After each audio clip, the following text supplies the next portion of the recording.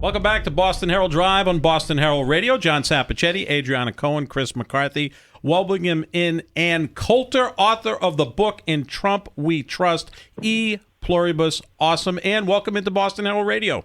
Thank you. Great to be here. It's great to have you on. First of all, you were absolutely lighting up Twitter. You were trending more than anybody on Twitter. You supplanted Donald Trump as the person lighting up Twitter. I wish I'd been awake for it. I was getting up so early for these radio interviews. I went to sleep last night. I know. It happens when you get older. You got to sleep earlier to get up earlier. I know the feeling, Ann. I know the feeling without question. First of all, on a sadder note, your reaction to the passing of Phyllis Schlafly and her importance to the conservative movement. Oh, my gosh, she was an institution, and it's strange. I mean, I've known for years because she was, I mean, it was like a science experiment how much energy she had. You would have guessed she was, I don't know, 72 for the last 20 years, and I mean a spry 72, maybe late 60s. It's weird that it hit me so hard. It's like I expected her to go on forever, like our Constitution or something. Luckily, I'd written an obituary for her 10 years ago, you know, when she was in her 80s, for Human Events. Big conservative newspaper, which I posted on my webpage last night. And she was more amazing than people realize. I mean, she's associated very closely with anti-feminism and the Equal Rights Amendment. But long before she got into the Equal Rights Amendment, her main interest was in military policy. A big proponent of high frontier. She'd written these massive books with a general, an 800-page book attacking Henry Kissinger, and is credited with leading to, well, eventually the election of Ronald Reagan and jump-starting the movement that elected Ronald Reagan by defeating the Eastern elites, as they were thought of then, and I guess not that different today, the Rockefeller Republican types, to get Barry Goldwater the nomination in '64, which of course was a debacle. But the main accomplishment was not that we would suddenly have, you know, cranky libertarians as our standard bearers. I think Barry Goldwater was not the perfect messenger for a conservative message, but it did take the power away from the kingmakers, as Phyllis Schlafly called them, and that allowed the grassroots to flourish. I mean, her entire life was, you can see it now in the Trump movement. It is the grassroots against the elites, including the elites of our own party. Right. Exactly. And what was incredible with Phyllis Schlafly was that she had this massive grassroots movements behind her. That was pre-internet, too. I know. I know. It was, she would just send out these mailings, and I tell the story in the obituary of this woman, Carol Felsenthal, I think her name is, but anyway, she ended up writing this really interesting and fabulous biography of Phyllis Schlafly, where I got a lot of the information, and she did it because when she was she wrote a book review sneering at one of Phyllis Schlafly's book. It was something like The Power of the Positive Woman or something, and she wrote a negative review, and she said, I was overwhelmed with mail. The mail just kept pouring in. I could count on one hand all of the mail I'd gotten for every article I'd ever written. And the most amazing thing was the book review didn't publish letters. So these weren't people trying to be published. They were trying to convince me and convert me. And because of that, she became fascinated by this woman, Phyllis Schlafly. She had trouble persuading Schlafly to allow her to write a biography of her.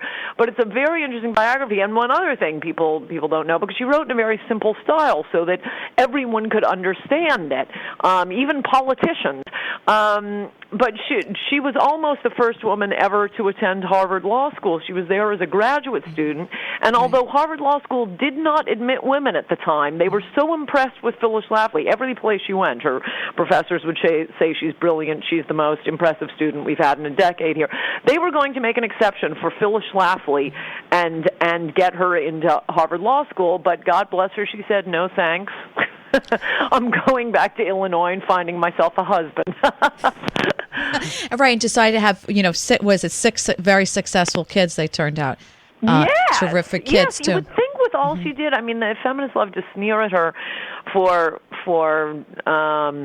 allegedly being a hypocrite, but, she used to always show up at speeches saying, I want to thank my husband for allowing me to do this today. She just loved tweaking feminists. But you would think that, her kids would all be screwed up, drug addict wackos. No, they're like doctors, lawyers, Harvard law lawyers, very impressive children.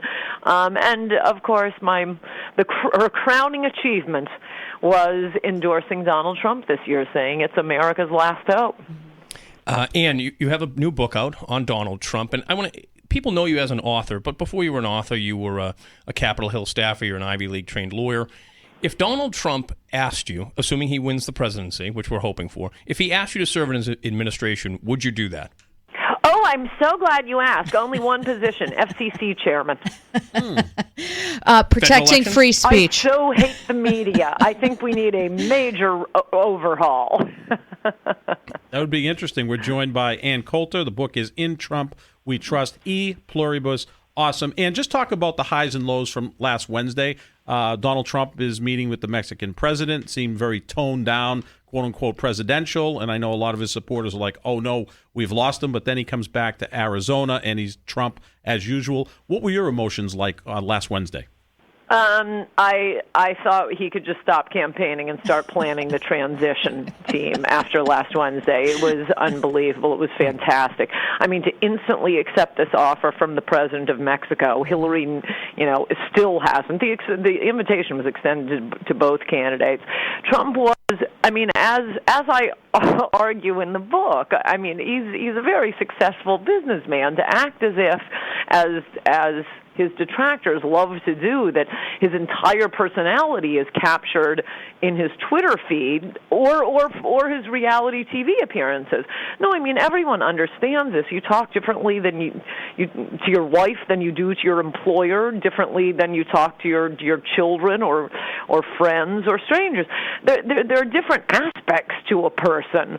The media suddenly becomes so simple-minded when considering Trump, and obviously he is capable of engaging in very good negotiations, which is, he's right, it's a lot of what we need right now. And he was so presidential and charming and, called the Mexican president my friend. He said, yes, we talked about the wall. We didn't talk about who's paying for it. That will come later. And which, by the way, 2 hours later, the president of Mexico is being viciously attacked for even inviting Trump to speak. And people were threatening. The wife of the former president was threatening to run against him. MSNBC was, of course, beside itself with the polite treatment that the president of Mexico gave Donald Trump.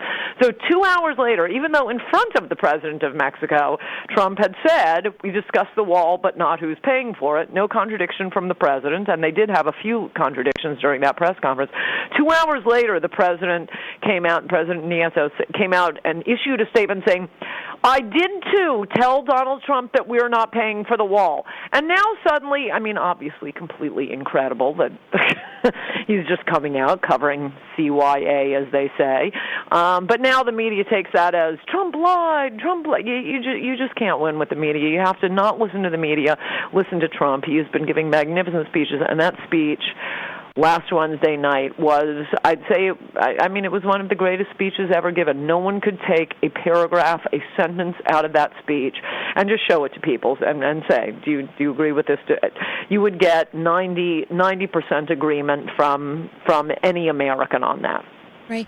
And what do you think Donald Trump needs to do to get more of the female vote? I know right now he's courting Hispanic votes, he's courting African American votes, and it's working. We just released a latest poll this morning, a Boston Herald Franklin Pierce poll, which has Donald Trump at 36% with Hispanics. That's up from 30% just a short while ago. And then he's now at 19% with African Americans. So clearly what he's doing is working. But there's still too many, many women who are going to vote Hillary Clinton. Simply because a lot of women are Democrats, or they think she could do more for them. What does Donald Trump need to do in these final weeks to try and win women over to his side? Well, I think, remember what Phyllis Schlafly showed us. I've argued this about the women's vote before. When people think women's vote, they always think it's a liberal woman who went to Wellesley and lives on Park Avenue. No, there's a much bigger part of the women's vote who are members of Eagle Forum. And in general, women will care more about social issues. And I would say this is playing right into Trump's wheelhouse, particularly with the terrorism concerns. I was in New York on 9/11. I had a lot of liberal female journalists friends, and they moved out of New York. I mean, they were terrified of that, as they should be. But women tend to care more about the basics of life, of safety, security, family, and I would think that would play very well. Plus, getting any out-of-work husbands back to work with all the jobs Trump is going to bring back. Mm-hmm. We're chatting with Ann Coulter here on Boston Herald Radio. Ann, as Adriana said, the poll coming out, the Franklin Pierce University Boston Herald poll, showed that among the 1,025 people polled, 36% of Hispanics now support Trump in this poll, and 19% of blacks polled support Donald Trump. That's huge. By the way, I did not gasp appropriately with that. That's huge. I think we all gasped at that. Those seem like numbers that we see 1 or 2%. In this poll, it was 10% in July. Now it's 19% among blacks. I mean, if he gets 36% of the Hispanic vote and 19% of the black vote, he's going to win. Either one of those. Yes, you're absolutely right. And I mean, maybe this is an outlier poll. It's different from the other polls, but this bears more relationship to, and who knows, this is anecdotal. I'm not claiming I dispute all the polls, but I just have noticed for a really long time, I'll give you one admittedly purely anecdotal example, but I spend Christmas time in Palm Beach, and when I was down there this past Christmas, all the plutocrats were walking around shell-shocked, looking at Trump flying away with the nomination and dominating the polls. And one rather famous one kept saying, "I don't understand it. We're all for Jeb, and all the Hispanic help is for Trump." And I anticipated this. There's nothing frightening about Trump if you're here legally. And to the contrary, he's promising to bring back jobs and raise your wages. Why would it's the plutocrats who seem to think that immigrants from Latin America, all they want to do is live in Latin America, and could you please transform the United States into Latin America as fast as you can? No, they left. They like America. They came here, and they'd like a raise. So I love that Trump is appealing to all working class people, not the ones you see on TV, not the ones being interviewed by CNN. Those are, the heads of the grievance groups. They do want just an endless supply of whatever grievance group they belong to because it increases their media visibility, their power, their desirability. But for your average person, you want a little less competition for your job. How does he circle that square, though, with people that want to get an increase in wage when he's talked about that he's against the national minimum wage? I think the argument is that which he's right about, the minimum wage should rise naturally. He will do that by stopping the dump of low-wage workers on the country. I mean, as I've pointed out in columns, the minimum wage in Australia and New Zealand is $14 an hour, not because anybody had to pass a law, but because they limit immigration. What they do, it's a logical way. And Trump is the first one to get people to start looking at immigration, not just as this inevitable thing we have no control over, but as a government policy like any other government policy, and it ought to be designed to help the people who already live here, all people who already live here, not just the plutocrats in need of cheap labor. And what Australia does is it looks around its country and says, we need some doctors in this sector. We will admit some immigrants who are doctors if they go and live in this sector of the country.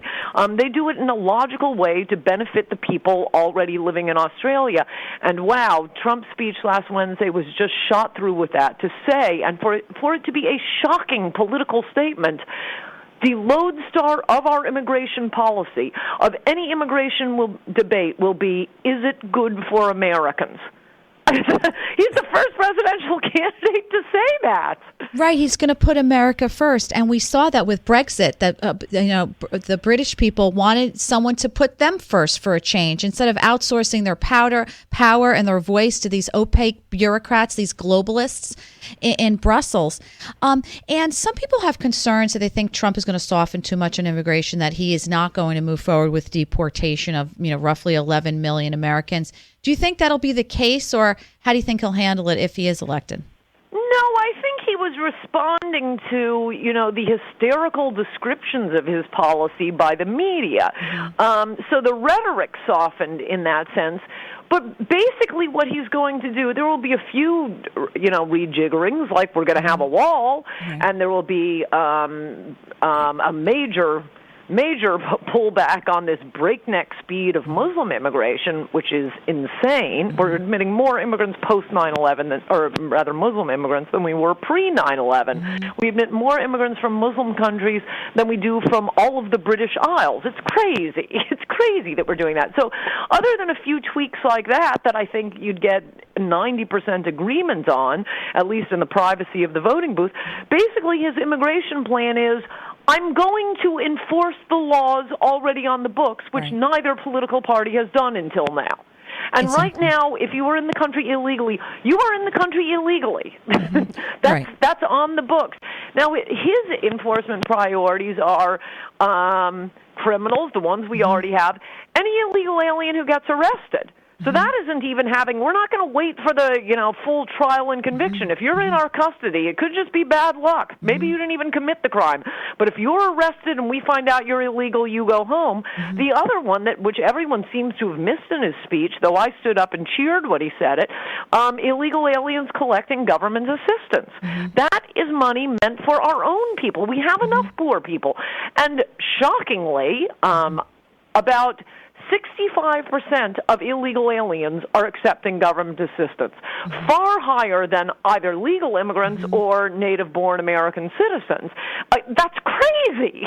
Why would you bring people into your country whom we have to pay for, whom we have to support?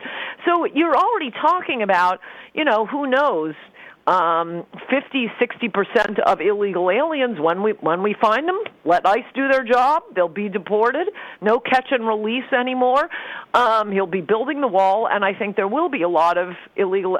Enforce E-Verify. That's so important. Once the jobs dry up, the welfare dries up, and no more crimes and catch and release, an awful lot of illegal immigrants will be leaving on their own, and he just put off the discussion of any remaining illegal aliens we don't catch, because the media keeps acting as if there's some timeline and we have to get rid of all 30-40 million illegal aliens, that it is 30 or 40 million, not 11 million, that he has to get them all deported in a month. Well, no, he doesn't. He's just going to start enforcing the law, which is going to be something all new.